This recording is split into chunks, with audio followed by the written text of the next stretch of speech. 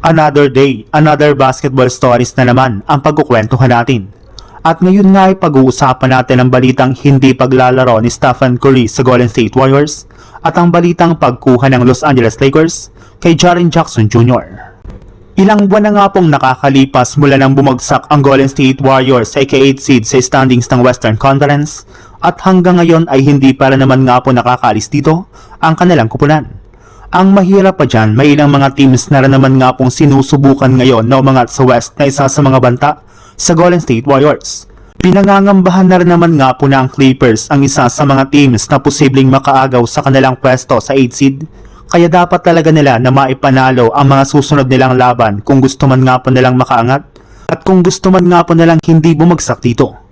Ang problema lang mukhang hindi talaga sa kanila pumapabor ang kapalaran dahil bago pa man nga po magsimula ang kanilang next game laban sa Philadelphia 76ers ay inanunsyo na nga po na hindi dito maglalaro ang kanilang superstar na si Stephen Curry na may tinatamong sore na una nga po niyang nakuha sa kanilang last game laban sa Detroit Pistons.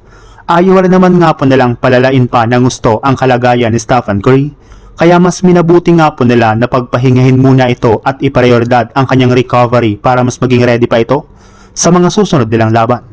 Sa ibang balita naman, kalat na nga po sa social media na isa nga po ang Lakers sa mga kupunang makikipag-agawan sa pagkuha kay Giannis Antetokounmpo mula sa Milwaukee Bucks para maitandem ito kay Luka Doncic.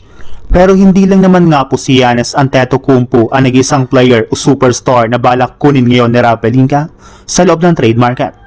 Sa katunayan, base nga po sa pinakahuling inilabas na balita ng isang NBA insider, kasama rin naman nga po sa mga manlalarong target na makuha ng Lakers ay si Jaren Jackson Jr.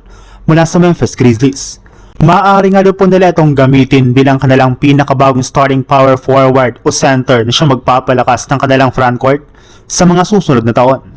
Gagamitin nga po nila ditong trade offer ang kanilang batang player na si Austin Reeves na hanggang ngayon ay hindi para naman nga po nakakapaglaro sa kanilang lineup bunsod ng kanyang injury. Matagal na rin naman nga pong isinadjust ng mismong NBA agent na LeBron James na si Rich Paul ang ganitong kasing trade kung saan naniniwala nga po siya na ito nga po ang magpapalakas ng gusto sa kanilang lineup.